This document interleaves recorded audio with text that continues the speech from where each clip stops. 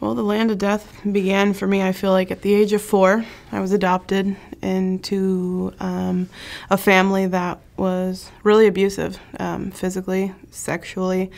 Started that at about the age of 6. I got locked up in juvenile detention, ran from that as well.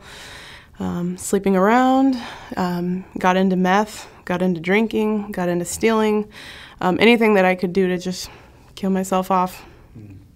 And then by 19, I was invited to a church thing, and you see all these seemed like perfect people in church, and so whatever they had seemed like I wanted, and I didn't know what the details were of that, but I wanted it. And so he did the altar call, and if you accept Jesus, I figured my life would get better. So I continued in that lifestyle after accepting Christ. Got pregnant as a Christian, continued doing drugs, more clubs now that I was of legal age. And this Christian thing was just like another mask I could wear when I wanted to be loved, and then take it off when I wanted to continue to die. That's what it seemed like. The biggest thing that God had did was pursue me through my rebellion. It didn't click until I look back and say, I'm alive. I had food in my mouth every month. It seemed like he was pursuing me even at my ugliest. I felt led to go to this thing called Heart Change. It opened up a lot of wounds. It was uncomfortable. It was ugly. But through that, I felt like I heard God say, no more. You're not going back to that old lifestyle. You are pure to me. And everything else that looked ugly to everybody else was pure to me. And I loved you in those ugliest times. And all those times you gave yourself away, I wanted you to myself. And to hear that, when you've done so many ugly things, is unbelievable. I didn't believe it until after the end of that 4 days, when it kept repeating itself into my heart, and it's like as if he pumped that into my blood. That's when that changed for me. And it looks hopeless and unbelievable, 3 kids, a single mom, but God has been here the whole time, and he's going to continue to be here the whole time through this new journey of this newfound,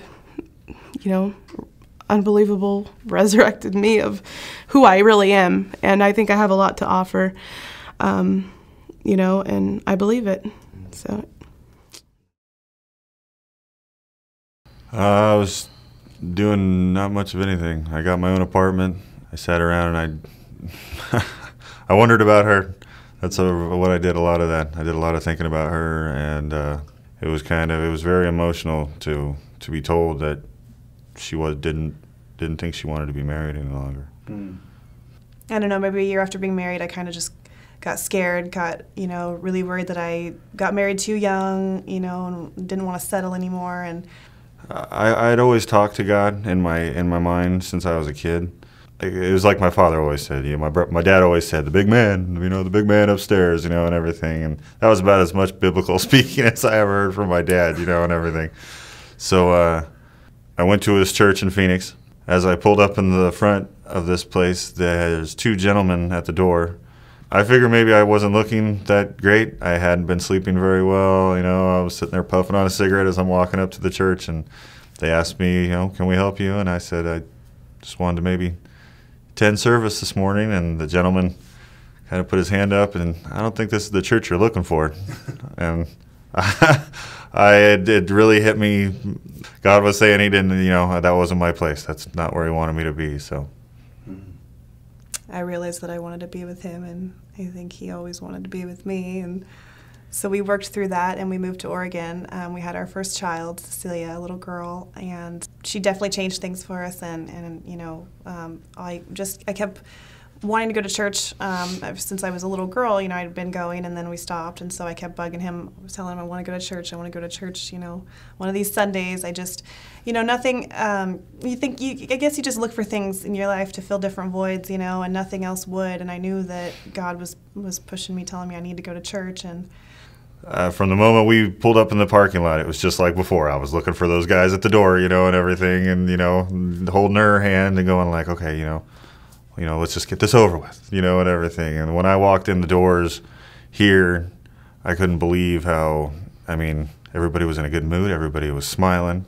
The music was nothing like I was expecting. I was expecting, Hymns. yeah, exactly. And you got up and spoke. You said stuff that I understood. I understood what you were saying. When I left that day, I told her, well, I want to come back next Sunday, and we've been back every Sunday since. 2 years now.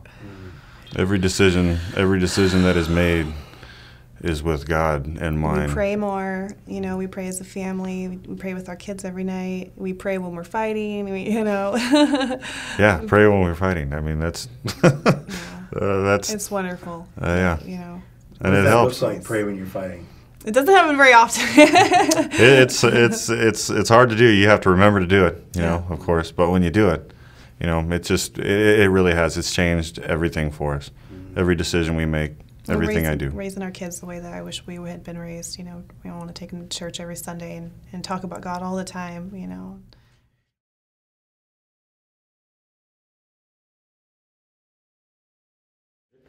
Well, I grew up in a world where the only thing around me was drugs and alcohol. I was sexually abused, mentally abused, physically abused.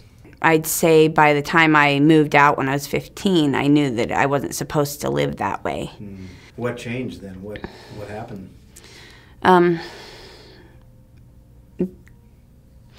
First, DHS took my oldest daughter away. I would sit alone. He'd go to work and I'd sit alone in the dark and I'd just get high and I was just all alone, and I would try to ease the pain by smoking more meth and doing more meth, but all I did was just cry, and it didn't take away the pain. And it just seemed like that was all I could do, so I finally decided I needed out.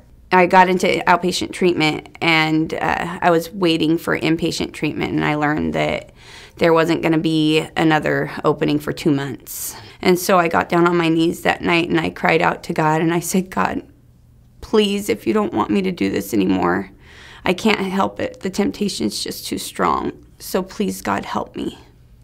And it was only 2 days later, and God didn't waste too much time.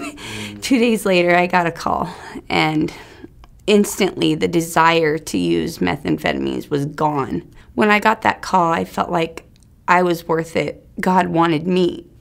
He didn't want that life for me anymore. And I deserved better. I've been clean and sober for 8 years now, as of March 6th. I've graduated from college, and I'm on my way. And you tell us about your family a little bit. Well, I have a wonderful husband who does not abuse me. In fact, the reason that I fell in love with him because the way he loves his children, and he stayed with them. When you look at your kids and you think of your life, what goes through your mind? I think God gave me another chance.